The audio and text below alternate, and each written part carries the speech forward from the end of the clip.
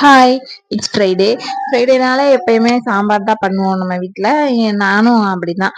Tuesday பண்ணுற சாம்பார் எனக்கு Wednesday evening night வரைக்கும் வருது. ஸோ ஒன் டேக்குள்ளே திரும்ப சாம்பார் வைக்கணும் அப்படின்றது கொஞ்சம் சலிப்பாக இருந்துச்சு.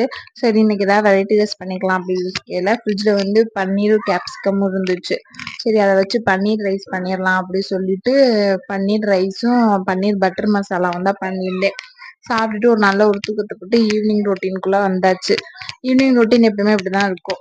சாப்பிட்ட பாத்திரத்தை சில நேரம் அப்பயே விளக்கிடுவேன். சமையல் முடிச்சோடனே சில நேரம் தூங்கி எழுந்திரிச்சிட்டு தான் விளக்குவேன். இப்படி கையோட ஒரு டீயை போட்டுட்டு குடிச்சிட்டு மைண்ட் ஃப்ரெஷ் பண்ணியாச்சு. அடுத்து என்ன சாமிக்கு வந்து பூஜை பண்றது மட்டும்தான். மார்னிங் வந்து பிரம்ம முகூர்த்தத்துல பூஜை பண்ணியாச்சு. அதனால இப்ப வந்து ஈவினிங் சும்மா சாதாரணமா தூபம் மட்டும் போட்டுட்டு சாமி கும்பிட்டுட்டு தம்பியை வந்து கோயிலுக்கு கூட்டிட்டு போனோம்.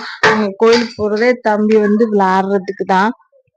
அவன் அங்க சாமி கும்பிட மாட்டான், சைனையும் கும்பிட விட மாட்டான். நல்லா விளையாடுவான், ஓடி ஓடி விளையாடுவான். சரி சொல்லிட்டு நானும் அவனை கொஞ்ச நேரம் விளையாட விட்டுட்டு கொஞ்ச நேரம் வெயிட் பண்ணிட்டு அப்புறம் நான் வீட்டுக்கு கூப்பிட்டு வந்துடுவேன்.